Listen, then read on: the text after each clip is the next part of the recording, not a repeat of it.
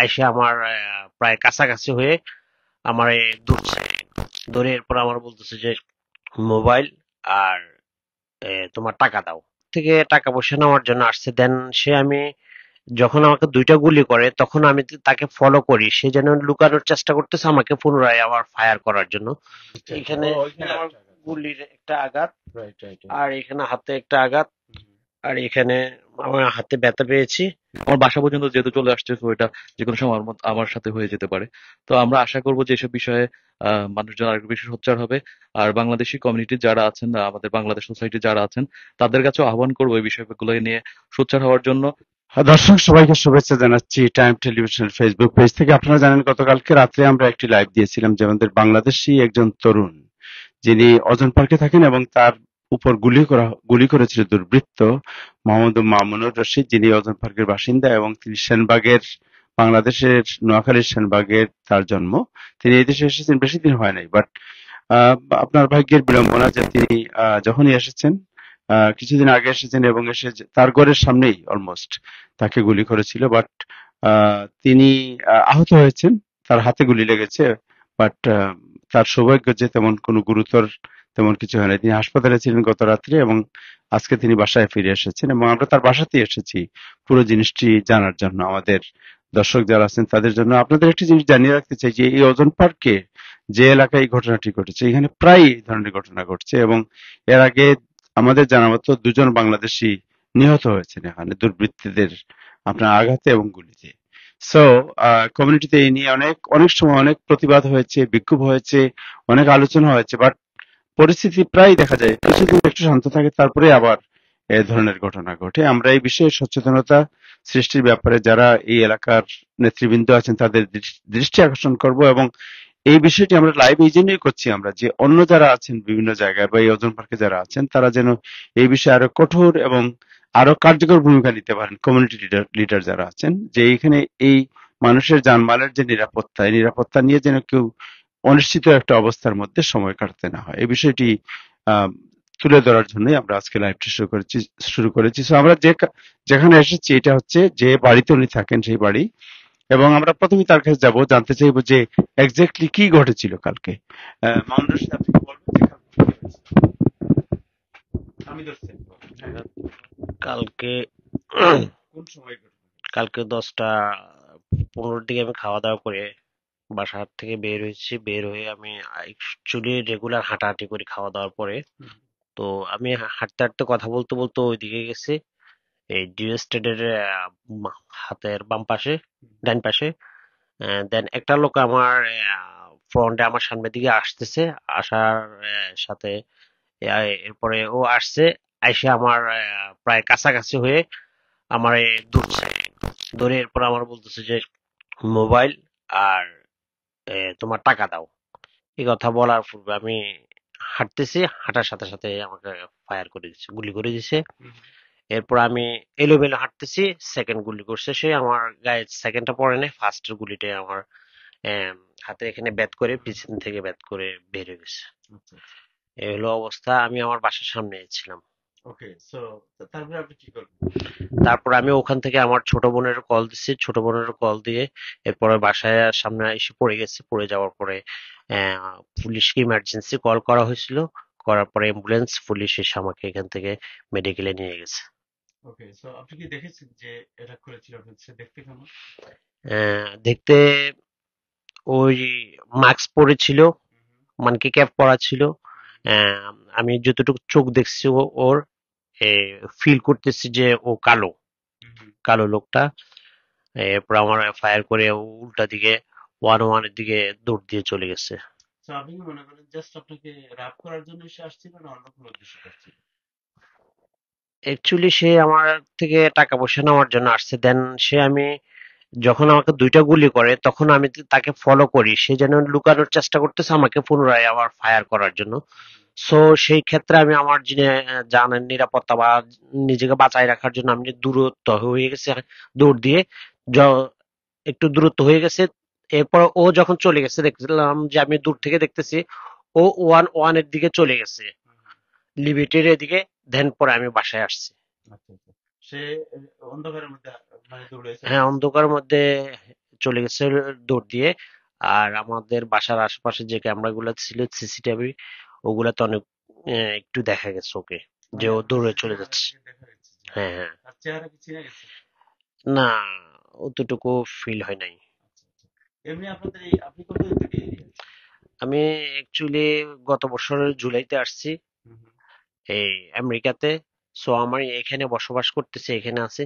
আমি আগের থেকে শুনলাম বা আগের থেকে শুনতেছি এখানে যারা বসবাস করতেছে এখানে গেলে বিভিন্ন ঘটনা ঘটতেছে, হুম এবং কি বাংলাদেশিরা নির্যাতিত হচ্ছে এখানে। হুম হুম। অ্যাকচুয়ালি আসলে এই এগুলো আমরা কাম্য না। আচ্ছা আচ্ছা। আমরা বাংলাদেশে সোসাইটির কাছে আশা করতেছি যে এসব বিষয়ে তদন্ত করার জন্য। আর এই আমি দুইটা আঘাত পেয়েছি, এই যে একটা আঘাত আচ্ছা আচ্ছা। এখানে, ও ওইখানে আমার আরেকটা আঘাত। গুলির একটা আঘাত, রাইট রাইট রাইট। আর এখানে হাতে একটা আঘাত, হুম হুম আর এখানে আমার হাতে ব্যথা পেয়েছি।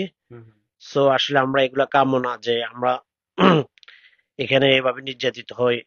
আমেরিকার মতো একটা দেশে আমরা নির্যাতিত হয়ে এটা আমাদের সুস্থ একটা তদন্ত করে বাংলাদেশ কমিউনিটিতে এগুলো একটা ফয়সালা আসুক ভালো, আমরা এসব কামনা কমিউনিটি করি। লিডার যারা আছেন বা কমিউনিটির কাছে আপনার অ্যাপিল কি? আপনি একজন আহত ব্যক্তি হিসেবে। হ্যাঁ, কমিউনিটির কাছে আমার আপিল হচ্ছে যে কমিউনিটির লোকেরা এগুলা অ্যাকচুয়ালি দেখা উচিত, যে আমাদের জীবনের নিরাপত্তার জন্য বা আমরা নিজের বাসার সামনে। সো আমি অন্য কোথাও দূর কোথাও জানি, আমার বাসার সামনে এখানে বাংলাদেশি কমিউনিটি সবাই, এখানে এই সোসাইটিতে বাংলাদেশিরাই বসবাস করে। সো আমাদের এখানে যদি নিরাপত্তা না পাই, আমরা যদি এখানে নিরাপত্তায় না চলতে পারি, তাহলে কোথায় চলবো আমরা? এটা তো সো আপনাদের ব্রিও বিল, right? Right, Dew Avenue. Dew Avenue, যে ডিউ স্ট্রিট। ডিউ এস্টেট আমাদের, ওজন পার্ক এখানে হলো আমাদের। 101 Avenue and Dew Street. Yes, এখানে আমাদের বাংলাদেশি লোক অধিকাংশ বেশি বসবাস করে নিয়ার বাই। সো আমরা এখানে যদি নিরাপত্তাবিহীনতা ভুগি, তাহলে আমরা কোথায় যাব? তো বাংলাদেশের কমিউনিটির কাছে আমি আকুল আবেদন জানাচ্ছি যে এতে এখানে সুস্থ একটা তদন্ত হয়, সুস্থ একটা এই বিচার হয়, রাইট। সো এটাই আশা ডাক্তাররা কি করতেছি। বলছে? ডাক্তাররা আমাকে বলছে যে আমি রেস্টে থাকার জন্য, এবং কি 1 সপ্তাহ পরে আমাকে আবার মেডিকেল যাওয়ার জন্য। আমি মোটামুটি যেটা আছে অত বেশি ভালো না, তো আমাকে রেস্টে সো থাকার জন্য আপনার হাত বলছে। কি নাড়াতে পারেন আপনি? হ্যাঁ, আমি হালকা নাড়াইতে পারি, পুরোপুরি পারতেছি না। আচ্ছা আচ্ছা আচ্ছা। সো তারা বলছে যে মানে হাত ঠিক হওয়ার আহ, কোনো ব্যাপারে কোনো সন্দেহ নেই। না, অ্যাকচুয়ালি আমার এটা মাংস হয়, ব্যাথ করছে। মানে কোনো হাড়ের মধ্যে হাড়ের ব্যাথ মধ্যে করে নাই, ব্যথা? হাড়ে লাগে নাই আচ্ছা আমার। আসলে আল্লাহর হুকুম এটা। আমি কালকে ওই যে আমার কাপড় চোপড়ও ছিল বেশি। হুম আমি দুইটা, কালকে প্রচুর ঠান্ডা ছিল, এই কারণে আমি দুইটা জ্যাকেট গায়ে দিছি। একটা হুডি ছিল আমার গায়ের মধ্যে, মোটা পোশাক ছিল। হুম হয়তো বা বাইদা বাই আল্লাহর হুকুম, আমি ওই কারণে হয়তো বা বেঁচে গেছি, বা আমার বেশি মারাত্মক ভাবে ব্যাথ করে নাই ব্লুডটা। তো আমি আসলে আপনাদের কাছে বলবো এটাই, বাংলাদেশ কমিউনিটির কাছে বলবো, আপনারা সুস্থভাবে আমাদের সহযোগিতার লক্ষ্যে আমাদের সাথে আগেই আসেন, আমাদেরকে সহযোগিতা করেন, এটা আমি আশাবাদী। আসলে জানতে চাই যে আপনি কি এমনি রাত্রে এমনি হাঁটতে বেরিয়েছিলেন না কোনো কাজে না, বেরিয়েছিলেন? আমি কোনো কাজে বের হই নাই। গতকালকে বৃষ্টি ছিল, বৃষ্টির কারণে আমি স্নো ছিল। ফোনে কথা বলতেছি। হুম হুম। সো কথা বলার পূর্বে কথা বলতেছি, বৃষ্টি পড়ছে, সেই কারণে আমি একটা হেলমেট মাথায় ছিল আমার। আর আমরা রেগুলারে প্রায় খাওয়া দাওয়া করে এই রাস্তায় হাঁটাহাঁটি করি, আমাদের বাসার সামনে তো। আমরা খাওয়া দাওয়া করে 20-25 মিনিট রেগুলারে হাঁটাহাঁটি করি। আচ্ছা আচ্ছা। এটাই ছিল আর কি। So, এমনি পুলিশের রেসপন্স কেমন লেগেছে আপনার কাছে? পুলিশের রেসপন্স আমার কাছে ভালো লেগেছে। ফোন দেওয়ার সাথে সাথে পুলিশ আসছে, অ্যাম্বুলেন্স আসছে, আমাকে নিয়ে গেছে, যথেষ্ট সহযোগিতা করছে। আর ওরা বিভিন্ন ফটোস প্রুফ চাচ্ছে, বাট এখানে অনেকগুলা ক্যামেরা থেকে ফুটেজ নেওয়ার ট্রাই করতেছে। আচ্ছা। এমনি কি আপনার নোয়াখালীর কোন জায়গায় আপনার বাড়ি? সেনবাগ। নোয়াখালী সেনবাগ, 2 নং কেশবপাড়া ইউনিয়ন, গ্রাম Khajuria. Thank you so much. Wish you all the best. আমরা আশা করি আপনি সুস্থ থ্যাংক হয়ে ইউ যাবেন। So much. Thank you. Okay, দোয়া করুন। আমরা ওনার দর্শক, আমরা ওনার কয়েকজন বন্ধু এখানে আসছেন। আর বিশেষ করে ওনার রুমমেট যিনি আছেন ওনার কাছেও, ওনার সাথেও কথা বলবো। একটু কথা বলি, আপনার পরিচয় একটু দেবেন? আসসালামু আলাইকুম, আমি ফাহাদ হোসাইন। আমি ওজন পার্কেই থাকি, আমরা রুমমেট, আমরা একসাথেই থাকি এখানে। তো কালকে যখন শুনলাম বিষয়টা, শোনার পরে আসলে আমরা সবাই কাজেই ছিলাম, তো দ্রুততার সহিত চলে আসি। পরে শুনলাম থেকে ওকে জামাইকা হসপিটালে নেওয়া হয়। তো আমরা বিস্তারিত যখন শুনতে পারলাম যে আসলে ওকে গুলি করা হয়েছিল আমাদের বাসা থেকে 100 ফিট দূরে এখানে, আহ, দুইটা গুলি করা হয়েছিল। আমরা পরে সিসিটিভি ফুটেজে দেখলাম যে দুইটা গুলি করা হয়েছিল, একটা হয়তো লক্ষ্যবস্তুতে যায় না, আর একটা লক্ষ্যবস্তু ভেদ করে গিয়েছিল। এই যে ওর জ্যাকেটটা আপনি দেখতে পাচ্ছেন, এখানে ওর হাতে গুলিটা করা হয়েছিল। এই যে এই যে এই যে হ্যাঁ, এখানে। এই হাতে গুলিটা করা হয়েছিল, এটা এখান দিয়ে গিয়ে আপনার এখান দিয়ে বের হয়ে আবার এখান দিয়ে ওর পেটের অংশ ঢুকছিল। Right right. সো এটা যদি আপনার মানে পেটের এই পাশ দিয়ে চলে না যেত, ভিতরে গেলে কিন্তু অন্য ধরনের বড় ধরনের দুর্ঘটনা ঘটার সম্ভাবনা ছিল। সো আমরা ওজন পার্কে আসলে এই ধরনের ঘটনা অহরহ ঘটছে। আমরা আশা করব যে কমিউনিটি লিডার যারা আছে বাংলাদেশে অধ্যুষিত, এটি একটি এলাকা। সো এখানে নিরাপত্তার জন্য আরো বেশি কমিউনিটি পুলিশিং এর ব্যবস্থা করা, এসব বিষয় নিয়ে কাজ করা। সো আমাদের সবারই আসলে একটু সচেতনতা বাড়ানো উচিত এই ব্যাপারগুলোতে, কারণ অহরহ এই ঘটনা ঘটছে। কিছুদিন আগে এখানে আরেকটা ঘটনা ইনসিডেন্ট ঘটেছিল। তো এইসব বিষয় নিয়ে আসলে আমরা বাংলাদেশে অধ্যুষিত যারা ওজন পার্কে বসবাস করছে, আমরা কিছুটা উদ্বিগ্ন আসলে, যে নিজেদের নিরাপত্তা নিয়ে। কারণ আমরা অনেকেই কাজ করি, রাতে 2টা 3টা বাজে আমরা বাসায় আসি। তো ওই সময়টায় এই ধরনের ইনসিডেন্ট হতেই পারে, আমার সাথে হতে পারে। আজকে আমার ফ্রেন্ডের সাথে হয়েছে, কালকে যে আমার সাথে হবে না তার তো কোনো গ্যারান্টি নেই। আমার বাসা পর্যন্ত যেহেতু চলে আসছে, তো এটা যে কোনো সময় আমার সাথে হয়ে যেতে পারে। তো আমরা আশা করব যে এসব বিষয়ে মানুষজন আরেকটু বেশি সোচ্চার হবে। আর বাংলাদেশি কমিউনিটির যারা আছেন, আমাদের বাংলাদেশ সোসাইটির যারা আছেন, তাদের কাছেও আহ্বান করবো এই বিষয়গুলো নিয়ে সোচ্চার হওয়ার জন্য। আর একটা বিষয় হচ্ছে, কমিউনিটি থেকে অবশ্যই এই ধরনের ভিকটিম যারা হয় তাদেরকে সহযোগিতা করা উচিত। আমি বাংলাদেশ কমিউনিটির কাছেও আশা করব যে তারা এই বিষয়টা দেখবে। যেহেতু ও এখানে আছে অনেকদিন থেকে, আজকে 7-8 মাস বেকারই আছে এখানে, তার উপর এই ধরনের একটা সিচুয়েশনের মধ্যে আছে। সো বিষয়গুলো বাংলাদেশ কমিউনিটির লোকজন এগুলো নিয়ে কাজ করে, আমি আশা করি তারা বিষয়টা দেখবে। সেই সাথে আমাদের নোয়াখালী সোসাইটি, এটাও কিন্তু আমেরিকাতে একটা বিশাল বড় সোসাইটি। সো তাদেরও একটা দায়িত্ব আছে বলে আমি বিশ্বাস করি। তো আমি আশা করবো যে তারাও এই বিষয়টা দেখভাল করবে। Thank you so much. আপনার বাড়ি কি নোয়াখালী? হ্যাঁ, আমার বাড়ি নোয়াখালীতে, চাটখিলে আমার বাড়ি। ভাই আপনি তো এই এই এরিয়া থেকে নাকি আপনি? হ্যাঁ, হ্যাঁ, আমি এরিয়াতে থাকি। ও আমার ফ্রেন্ড আচ্ছা। ফাহাদ যেটা বলছে আর কি। তো আমরা একসাথে কলে ছিলাম আহ, এটা যখন শুনছি আর কি। তো আমার একটাই দাবি, মানে কমিউনিটির কাছে, যে ওরা আরেকটু বেশি সোচ্চার হইবে এইসব অনাকাঙ্ক্ষিত ঘটনাগুলো যেন বারবার রিপিট না হয়। এই আর ল এনফোর্সমেন্ট আরেকটু বেশি দায়িত্ব নিয়ে দায়িত্ব পালন করবে, এটাই আমার প্রত্যাশা আর কি। এনিবডি আপনার আর কেউ কিছু বলবেন? সো দর্শক, আমরা একটু আগে যেটা বললাম, আপনি কিছু আপনার একটু প্রতিক্রিয়া নেই আপনি আপনাদের এলাকার বাসিন্দা। হ্যাঁ, আমি এই এরিয়াতে আজকে অলমোস্ট 5 ইয়ার্স এর মতো আছি।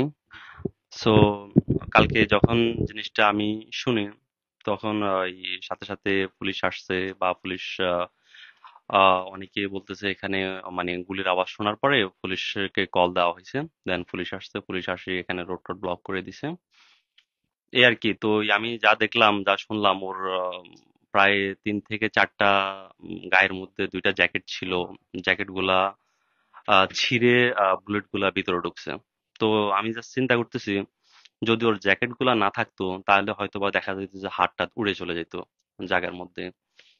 তো যতটুকু শুনলাম ওর থেকে, জাস্ট ও এখানে ওর সাথে ক্রস করে ও চলে যাচ্ছে, চলে আসতেছে, ওরে সাথে টাকা পয়সা চাইছে, ফোন চাইছে, এগুলা দে নাই। দেন ও হাঁটে চলে আসতেছে, তখনই গুলি করে দিছে।